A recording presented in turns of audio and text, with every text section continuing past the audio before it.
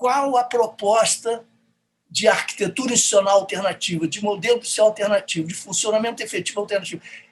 É para isso que nós temos chamado a atenção. Então, é necessário que, além da denúncia, nós passemos a defender algumas bandeiras construtivas, no sentido de realistas e alternativas. A PEC 51 é apenas um exemplo, com seus limites, seus problemas, mas repõe a discussão, mobiliza, inclusive, os profissionais e a sociedade, e cobra, então, críticas que não sejam apenas negativas, que também, então, ofereçam alternativa, porque as propostas são boas ou más diante da pletora de opções que se nos apresentam. Um ponto para concluir, Otávio, onde estão os liberais, é o seguinte: nas esquerdas nós temos esse problema. É um problema que tem a ver, de certa maneira, com o entendimento leninista clássico, segundo o qual, por exemplo, no Estado e a Revolução, segundo a qual o Estado seria uma casa-mata das classes dominantes e não há reforma que não seja cúmplice da reprodução da dominação de classe. Portanto, ou revolução ou inação, ou impotência, imobilismo, inércia, rendição, capitulação. Dentro do próprio campo marxista houve muita elaboração, não é preciso nem mencionar o Gramsci, que é já um chavão, não é?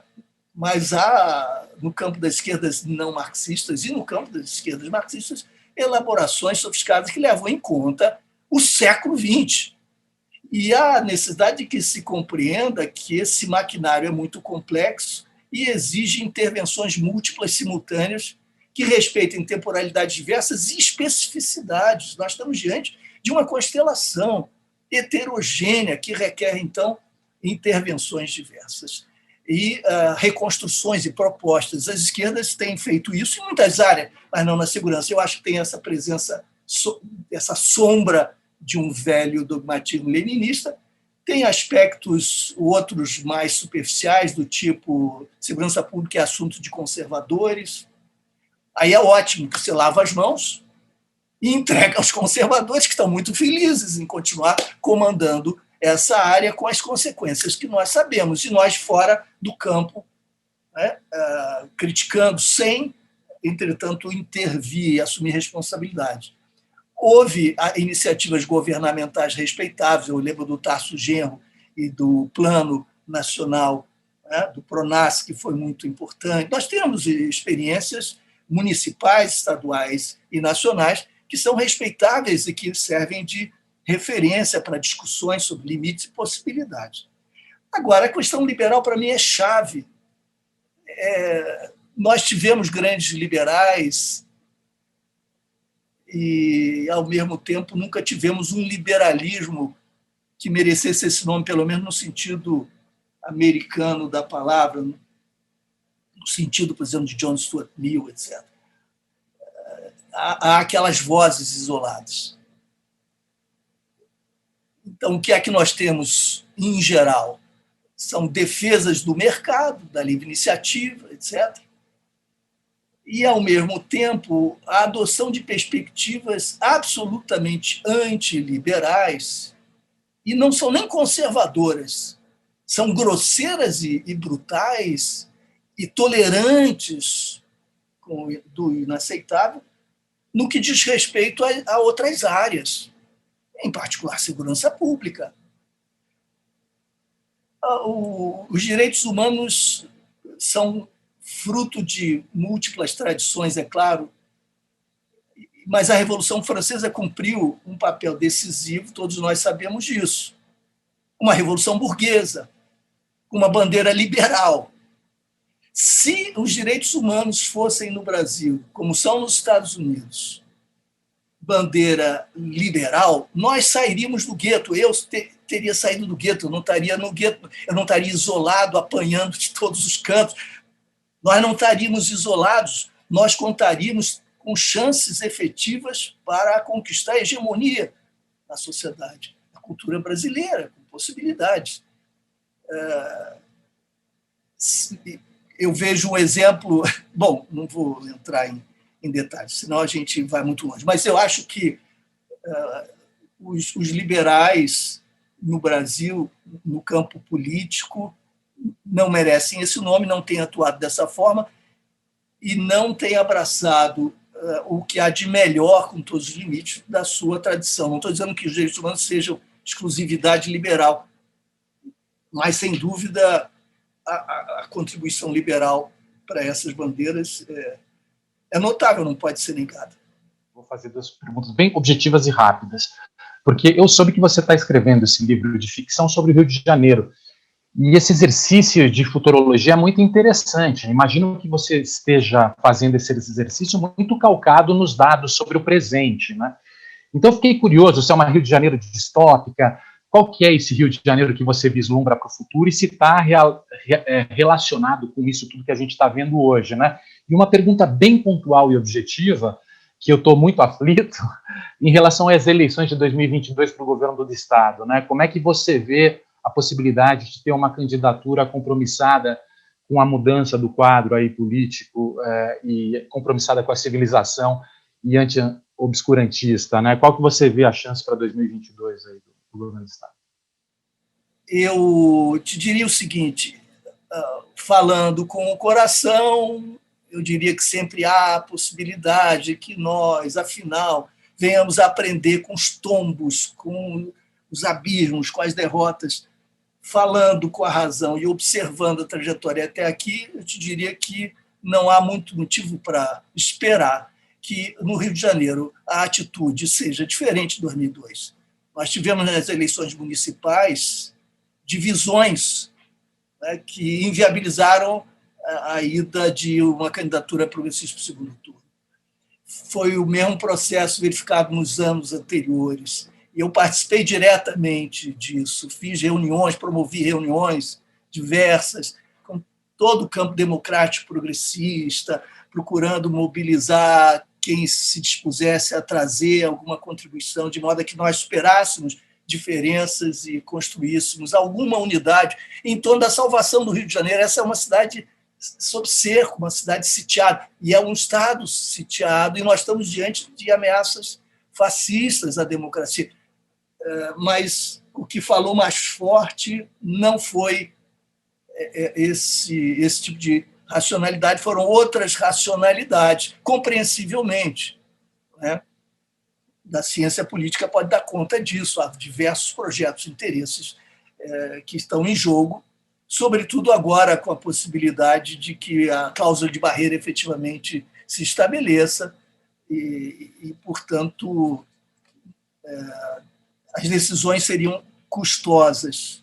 Ou o Brasil caminharia, os progressistas caminhariam para uma reinvenção institucional na sua área, informalmente que fosse, com preços elevados, sacrifícios diversos de carreiras e projetos, ou nós vamos assistir à reiteração dessas tendências que estão inscritas na institucionalidade e que está nos levando para uma situação pré-húngara, espero que não pré-boliviana, se bem que não faz diferença, né?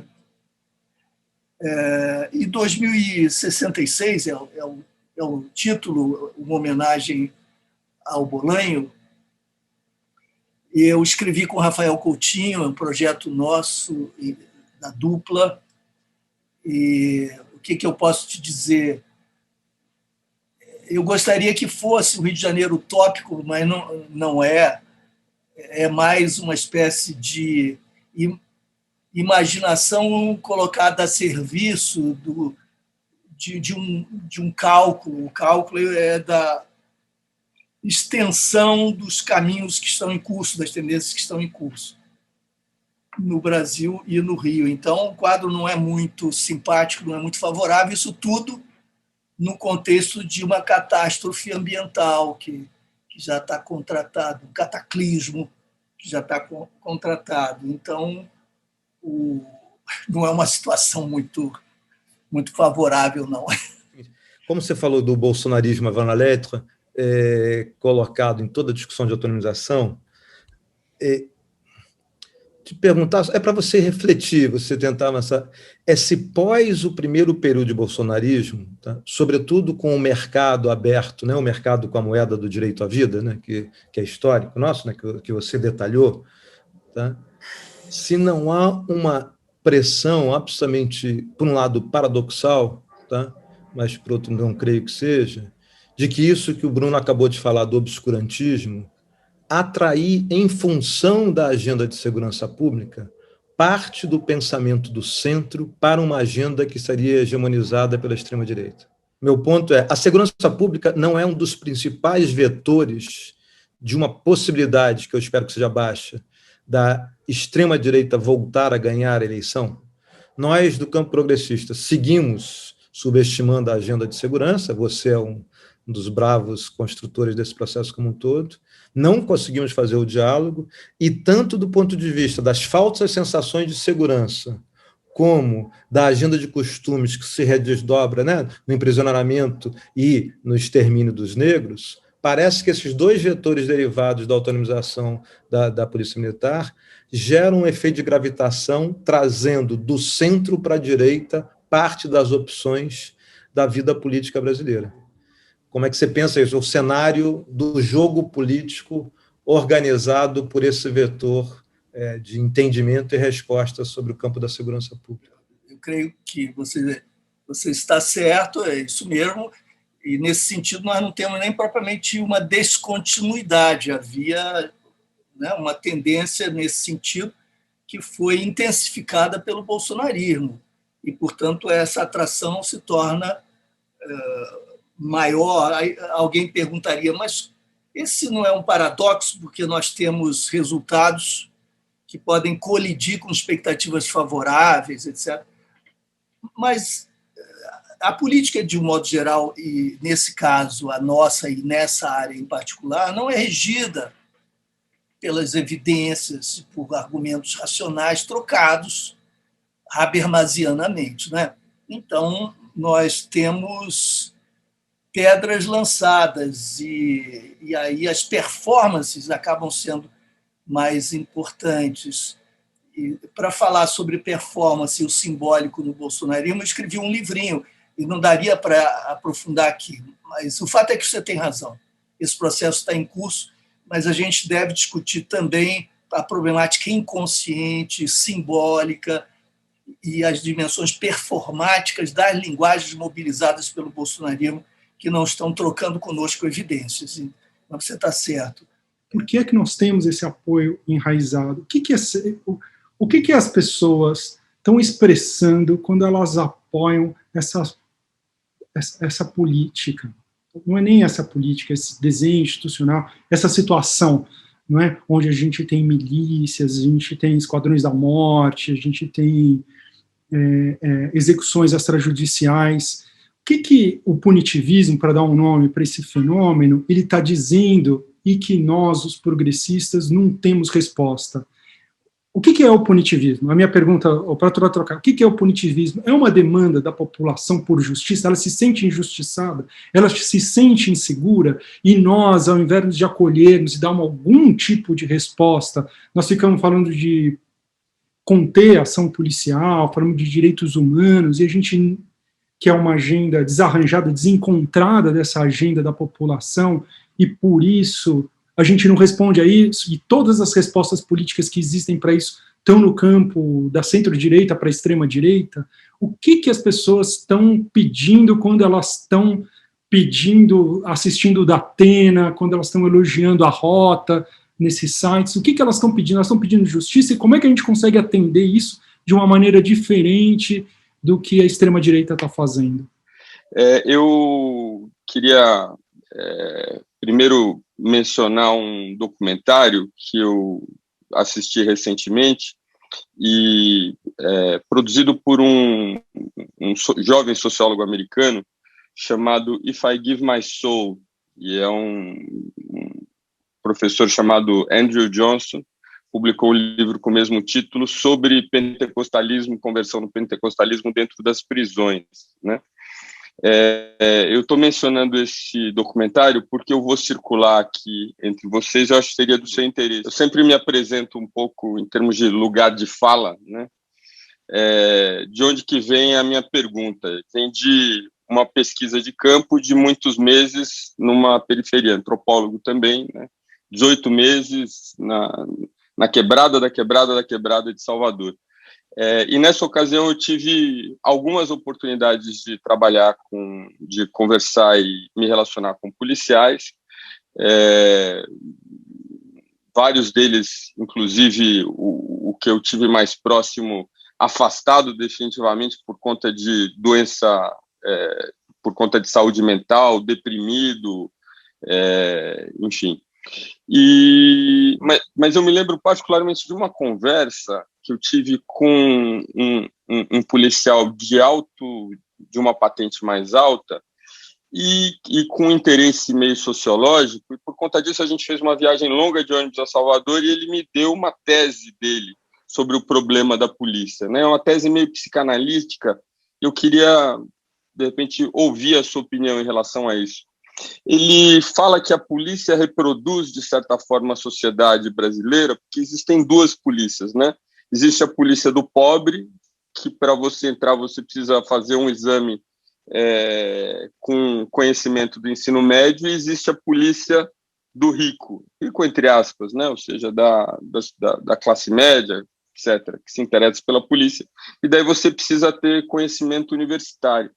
E ele diz que a polícia, não existe comunicação entre essas duas, ou seja, é muito difícil você, entrando na polícia do pobre, se tornar a polícia do rico, são dois ambientes separados, e que a polícia do rico, os oficiais, né, que passam um ano trabalhando na rua e o resto da carreira eles passam comandando, organizando, articulando, etc., eles têm uma participação muito eficiente, muito presente no processo de treinamento da polícia pobre, e que haveria, então, uma relação entre essa opressão vivida ali dentro do quartel se reproduzir depois na relação que o policial pobre tem com o pobre brasileiro. Enfim, eu achei curioso a maneira como ele organizou isso e queria compartilhar com vocês todos e te ouvir em relação a isso. Obrigado. Eu acho que o seu interlocutor tem toda a razão e tocou num ponto-chave. Talvez a maior, é difícil dizer isso sem base empírica confirmada, mas, enfim, com os recursos parcos que eu tenho, contatos, etc., eu diria que, se não há bandeira, uma das bandeiras mais populares da massa policial é a carreira única, que é um dos pontos da PEC 51, aquela a qual eu fiz referência. O que significa a carreira única em cada instituição policial? Significa fazer como fazem as polícias internacionais, submeter os candidatos a uma prova comum e depois distribuí-los em tarefas que se iniciem da mesma forma, de tal modo que qualquer neófito possa aspirar um dia a ascender, de acordo com os seus méritos, com as provas internas, critérios quaisquer de seleção, experiência, tempo, o que seja, aspirar, inclusive, a comandar a sua instituição. Todas as exigências são comuns, as provas comuns, e, a partir dali, a carreira é compartilhada. Isso gera coesão interna, inclusive entre subalternos e superiores, na medida em que as situações se tornam posições contingentes em processos, em itinerários de carreira. Não é? Então, se o seu superior ocupa aquela posição, você sabe que essa será também a sua posição, eventualmente, no momento subsequente da sua carreira, etc. Ou seja, não há uma barreira que impeça a ascensão e não há castas que se cristalizem dessa maneira, etc. Essa é a grande bandeira, porque o que é que nós temos? Duas instituições em cada uma das nossas polícias. Então, e é curioso, que isso é trivial, mas muita gente não tem ideia, não sabe exatamente como isso se dá, mas na Polícia Civil, por exemplo, uma menina ou um menino de classe média que viva com os pais e faça bacharelado em Direito, concluindo seu curso, tendo sido bons alunos, bons estudantes, inteligentes, dedicados, fazem a prova para delegado, são aprovados. Depois tem 6 meses para que sejam expostos a temas próprios, né, à instituição, Veja, eles foram formados como bacharéis em direito, não estudaram segurança pública, que é distinto, e não estudaram gerenciamento de pessoas, administração tampouco, etc. Políticas públicas, nada disso. Com bacharéis, se expõem a 6 meses de seminários e depois assumem a liderança de delegacias, de grupos formados por dezenas de profissionais que podem estar lá há 20, 25 anos, ganhando salários muito superiores, com status muito superior e almejando, ambicionando legitimamente a ascensão até o comando da sua instituição. Você imagina o que isso significa? Eu tenho testemunhos de situações diversas, aqui eu acompanhei pessoalmente ou de pesquisa, mostrando que há, por vezes, agentes com mestrado e doutorado, e mais do que um, mas não podem aspirar ao cargo de delegado. E mais, se eles resolvem, então, fazer o concurso, sair, se preparar e fazer o que não é estimulado pela instituição, então é uma dificuldade de tempo, etc., os 20 anos de carreira não valem meio ponto na prova. Vocês podem imaginar o que isso significa? Um amigo meu, agente da Polícia Federal, que também se organiza segundo esse modelo, me disse que nós estamos à beira, ou às vésperas de uma tragédia, porque agentes cruzam com delegados nos corredores, todos armados, e o nível de tensão é explosivo. Então, se nós já temos a colisão entre Polícia Civil e Polícia Militar, nessa divisão que é única, que é original no mundo, nós temos essas divisões internas, que, de certa maneira, reproduzem divisões da sociedade brasileira, não necessariamente assim, mas, enfim, acabam servindo de metáfora, se não de espelho, e isso gerando incoesão, né, desintegração interna. Então, você tem rivalidades por todos os cantos e, portanto, inefetividade, inoperância, conflitos, etc. Então, esse é um ponto decisivo, com 1000 implicações, Juliana. Acho que há diferentes respostas. Primeira resposta, nós, no campo progressista, democrático progressista, por assim dizer, nós temos propostas alternativas menos mais promissoras e já, inclusive, testadas para fazer face aos problemas que estão nas pautas cotidianas da população. Sim. Sim, nós temos boas práticas, temos experiências bem-sucedidas que não foram divulgadas suficientemente, nem foram exploradas, mas que podem perfeitamente se antepor a essas propostas, que são a reiteração do mesmo com mais intensidade e cujos resultados estão aí. O extraordinário é que a direita só foi capaz de pedir mais do mesmo a despeito dos efeitos provocados por esse mesmo. E a população tem se convencido de que o que falta é essa intensidade, né? É essa réplica, essa reprodução dotada agora de mais instrumentos para se realizar mais plenamente, né? Como eu dizia, não se trata de um debate racional entre argumentos, evidências, etc. Então, nós estamos num terreno complicado, porque propostas há, a disputa, se fosse estritamente, para usar expressões simplificadoras, racionais, argumentativas, com base em evidência, nós poderíamos disputar com boas chances, inclusive porque o Brasil tem sido, o Rio de Janeiro em particular, laboratório dessas práticas que estão sendo advogadas, defendidas por Bolsonaro e sua trupe. Está aí o resultado. Bom, não se trata propriamente disso, se trata de entender, como você bem disse, de onde vem esse pleito, essa demanda, o que isso está significando mais profundamente, para que nós possamos endereçar, de alguma forma, a nossa resposta a essa demanda, ao coração dessa demanda. Eu estou fechando o relatório, tem que se entregar segunda-feira, de uma pesquisa na qual eu sou apenas um de muitos e muitos membros, sobre a maré, com cerca de 1.200 questionários, um sample muito bem desenhado, acompanhado de pesquisa qualitativa por observação, estudos de caso, entrevistas qualitativas, grupos focais. É um esforço grande, de quase 2 anos. E, às vezes, os resultados podem frustrar, porque podem não ser contraintuitivos, mas eles servem de toda maneira, são sempre importantes. E o que nós estamos vendo é que os resultados, lá nós temos 3 áreas, para simplificar, uma sob domínio de um comando vermelho, outro sob domínio do terceiro comando e outro sob domínio de milícia. Então, é quase um laboratório, né? E nenhum livre com cidadania regida por Estado Democrático de Direito. Mas, enfim, temos essas 3. E o que é que nós verificamos? Vantagens diversas, concretas, que derivam da relação especial que o Estado desenvolveu com a milícia, que, afinal, a milícia, de certo sentido, é parte do próprio Estado, direta e indiretamente, né? Ali não há incursões policiais.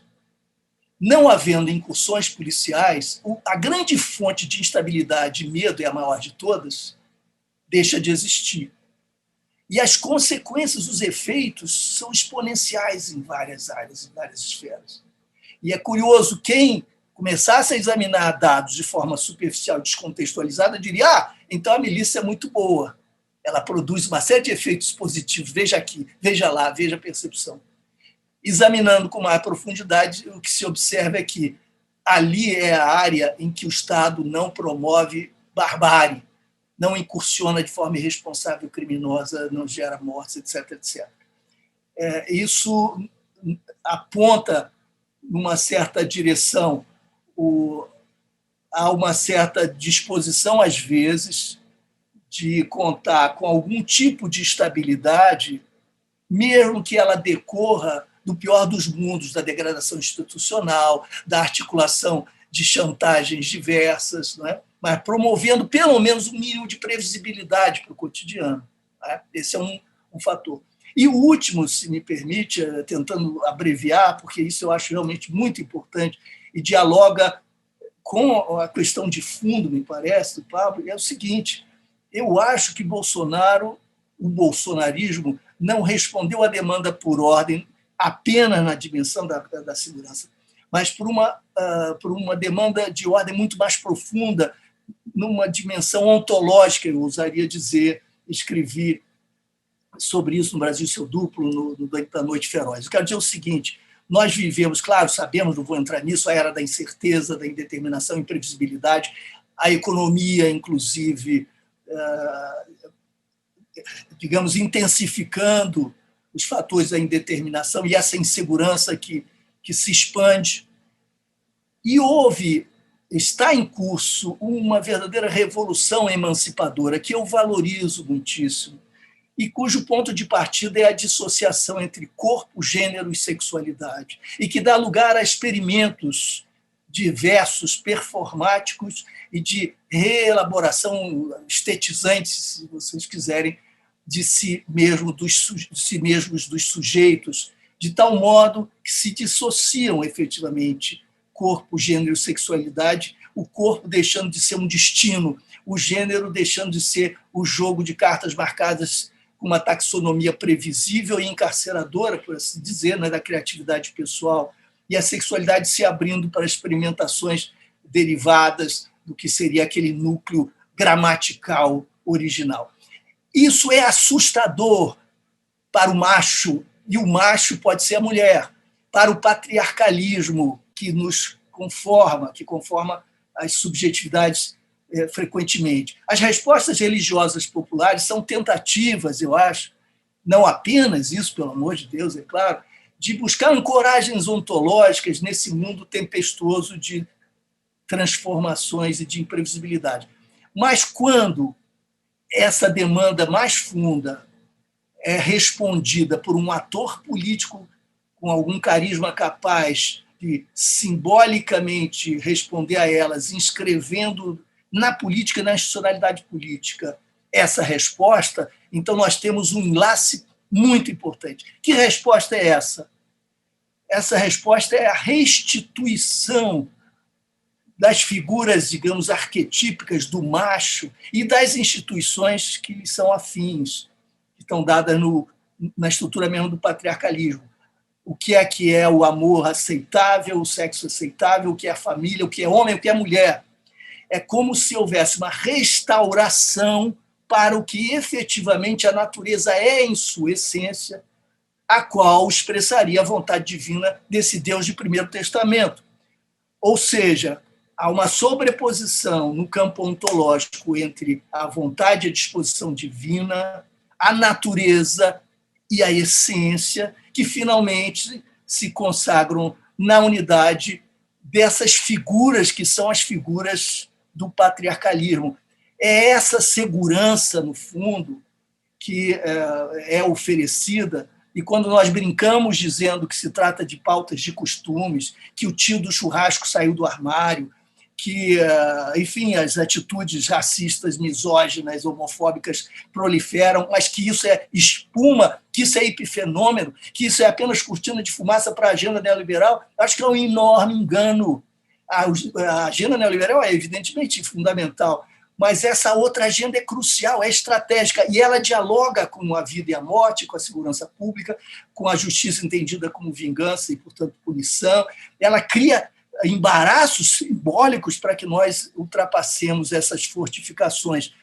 A insegurança do macho, a desestabilização, a subversão promovida pelos movimentos feministas, LGBTQI, etc., estão concorrendo para a hipertrofia da incerteza e a geração dessa demanda ontológica por uma ancoragem de outro tipo. Eu acho que é disso que se trata, em última instância. 5, 6, 7 anos atrás, havia uma outra pauta que talvez fosse a discussão da desmilitarização das polícias, e agora entra essa pauta de uma maior autonomia das polícias em relação à estrutura dos governos, estrutura política, etc. Eu queria te ouvir falar sobre isso, porque, claro, o meu temor é de que a aparição dessa pauta neste momento marcado pelo bolsonarismo tenha implicações, vamos dizer, políticas dramáticas para o futuro mais imediato, não é? Para 2022, para o caso eventual do Bolsonaro não ser reeleito. E aí a gente tem, enfim, a gente viu o que aconteceu na Bolívia. Mas também pode ser que não tenha nada a ver uma coisa com a outra, seja uma circunstância desse projeto está aparecendo justamente agora, já que ele não foi proposto pelo governo Bolsonaro. Então, eu queria te ouvir falar sobre esse projeto e sobre possíveis implicações políticas desse projeto que vem à baila justamente agora. Eu acho que nós temos muito a caminhar explorando essas análises, e isso talvez abra alguns horizontes. A questão da lei a qual você se refere, essa lei que estava já apresentada há tanto tempo, mas engavetada, ela é a institucionalização do enclave. É isso. E você tem razão em se preocupar, né? Porque isso seria jogar fora a chave no mar, entendeu? Nós estaríamos, de fato, numa situação dantesca se isso passa. Eu vejo que esse bloco progressista está perdendo um trem da história do ponto de vista de reconectar o diálogo com as massas populares, né? Eu vejo que... E qual é o tempo, qual é o prazo de validade para essa reconexão, dado que a gente vê aumentar uma luta por um protagonismo monstruoso sem discutir plataforma nenhuma com a população. O outro elemento em relação à segurança pública, que é que a gente tem debatido muito isso, é que das muitas vezes que se comenta esse avanço do conservadorismo na segurança pública, não se coloca que a esquerda não só, e aí não é por falta de proposta, mas ela não só não participou, eu várias vezes peguei eu mesmo manualmente a PEC 51 e joguei no colo da Dilma, na mão dela, em várias reuniões, ela nunca leu, nunca quis saber e nunca perguntou a ninguém. Mas assim, a esquerda não só não participou, como ela contribuiu e continua aplicando a agenda que favorece ao que está aí agora. Um exemplo é que nacionalização de facção só ocorreu porque tinha presídio federal. E aumento da população carcerária é nessa insana corrida de munição efetivo, prisão e viatura, que foi financiada e é até hoje pelos governos de esquerda. O Cid Gomes saiu daqui do Ceará com 9 mil presos e o Camilo Santana, que está no meio do segundo mandato, está com 33 mil. O governador do PT, meu amigo aqui, parceiro nosso. Mas a pergunta é, haverá uma saída desse gargalo? Já se institucionalizou essa agenda, nós teremos que defender uma agenda conservadora ao centro, né? Porque o que a gente está vendo agora está abrindo os derivados, milícia, agora o Estado de Israel, a Parma do Comando Vermelho, os grupos religiosos criminosos agora, o cruzamento de religião, lei e ordem, essa coisa do macho, branco e arma, cara, discurso bélico. Em que etapa do processo nós estamos e qual seria uma plataforma possível de dialogar minimamente com o senso comum que está em andamento pesado, onde o Bolsonaro, ele não é que eu só falo bolsonarismo, o Bolsonaro, eu fico vendo assim, o status que se dá, mas eu vejo o Bolsonaro como um sintoma e não como uma causa desse processo. Essa coisa vem andando há muito tempo e não vai acabar quando o Bolsonaro sair. A questão da reconexão com as massas populares, eu não tenho a menor ideia como é que se desembaraça isso. E quando eu não tenho nenhuma ideia, o que me ocorre, e alguns mestres nos ensinaram, é mudar a pergunta, mudar a formulação.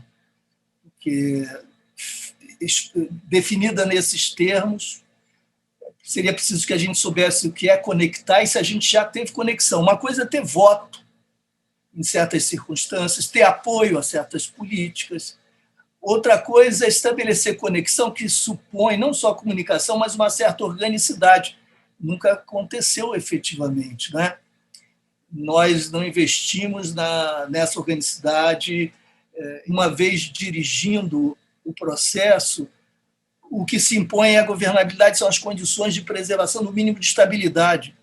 E, a partir daí, os cálculos mais ou menos se dão independentemente de compromissos e vontades, né? A tal ética da responsabilidade. É claro que os compromissos são uma mediação para o modo como se dá a governabilidade, mas essa dialética pode não ser uma dialética, pode ser uma tensão paralisante, ela tem sido constante. Eu não vislumbro muita solução por aí. Eu acho que, nesse plano, o que se pode esperar é o mínimo de respeito à legalidade pactuada na Constituição, digamos, e se houver, pelo menos no discurso e nas atitudes, a celebração da legalidade constitucional, nós criamos um marco para trabalhar. E aí o trabalho, acho que não vai ser controlado, dirigido, coordenado, não é falha da esquerda ou de um projeto. Eu acho que é um processo no país. Esse é o país do racismo, gente, esse é o país das iniquidades, é o país da expoliação. E essa construção nacional, nós sabemos como ela se deu. Não adianta inventar uma saída artificial para isso.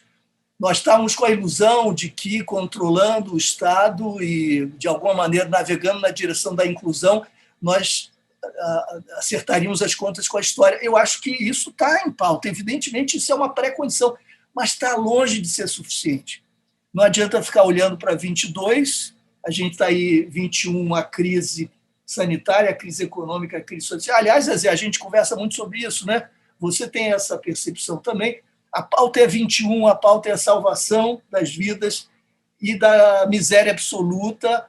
E, enfim, as questões que nós temos de endereçar, ou nós vamos acabar aderindo ao conservadorismo por oportunismo eleitoral e por condições de governabilidade, ou nós vamos trabalhar esse país em todas as esferas simultaneamente, sem confundir, porque eu acho que o grande risco é de sectarismo. Então, eu sou radical na compreensão das mudanças, mas não creio que essas soluções se transponham para a linguagem política e para o mundo da política mecanicamente, automaticamente, porque isso nos levaria ao isolamento e ao desastre das possibilidades que nós temos, que são muitas, porque se eu estudei o pentecostalismo popular no Brasil Seu Duplo, mas também os seus limites. Isso aí não está infenso a crises. Como é que a cultura popular está sendo trabalhada na juventude de uma maneira renovada? A juventude não só que chegou à universidade, os movimentos, o movimento negro, tem potenciais extraordinários aí. Isso tudo não vai ser enfeixado sinteticamente pela política, mas, de alguma forma, tem que dialogar com a política.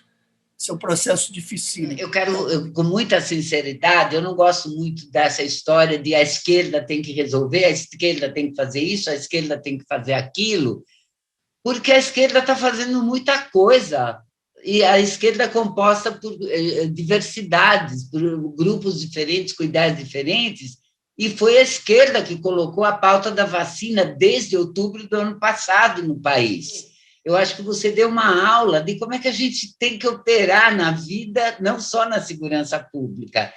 Vai fazendo o que dá para fazer na lei ordinária e briga para mudar o 144 da Constituição. Foi isso que eu entendi, que você está colocando as coisas estruturais no rumo e as que dá para ir mudando, vão mudando já. Então, acho que essa discussão é uma discussão muito intensa que tem que ser feita no campo da esquerda, no campo da democracia. Você poderia comandar a criação de um fórum de debates, de pensamento, de produção, mas um fórum mesmo que vai se construindo. O Luiz Eduardo mencionou a questão das penitenciárias, a questão das prisões.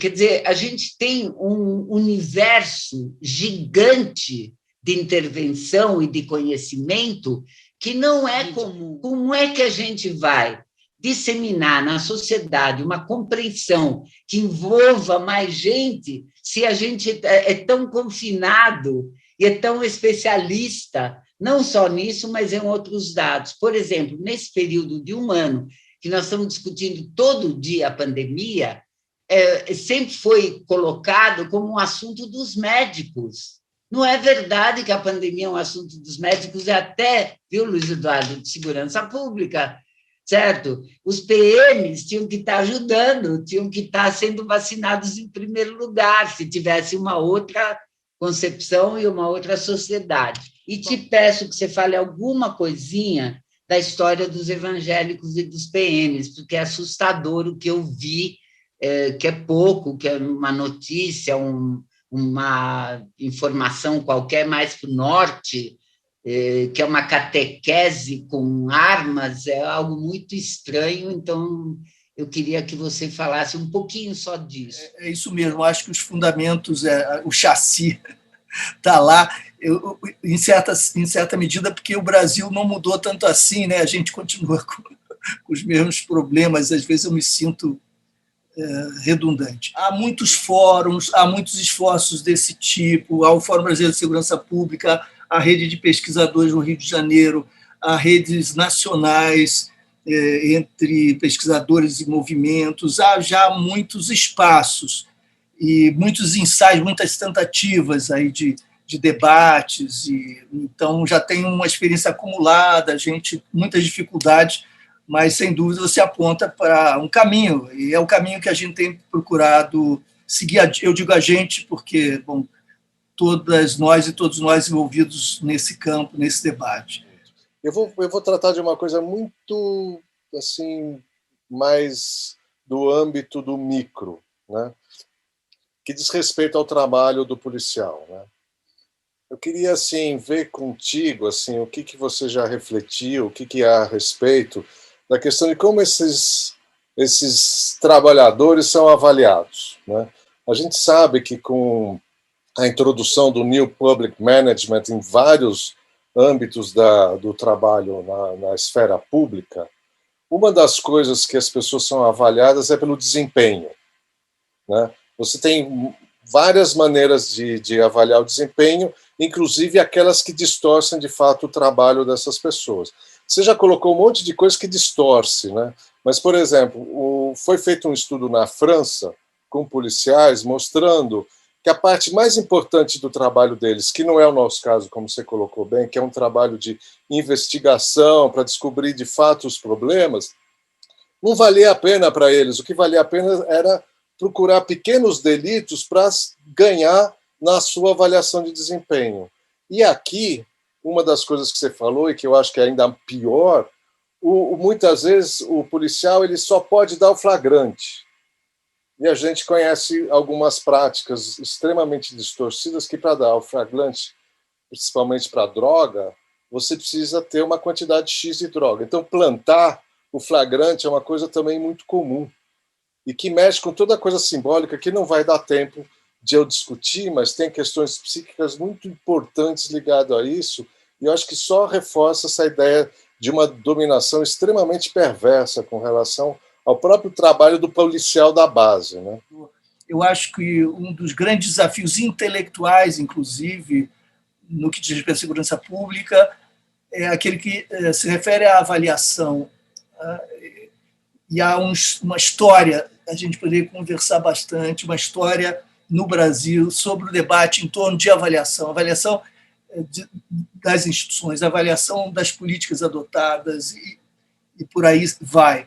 Mas, para encerrar, dar espaço para o tempo para o Roberto, eu só te diria que uma pesquisa realizada no âmbito da Secretaria Nacional de Segurança Pública, quando eu estava lá, por especialistas, concluiu que nós não temos profissionais nas polícias, nós temos funcionários.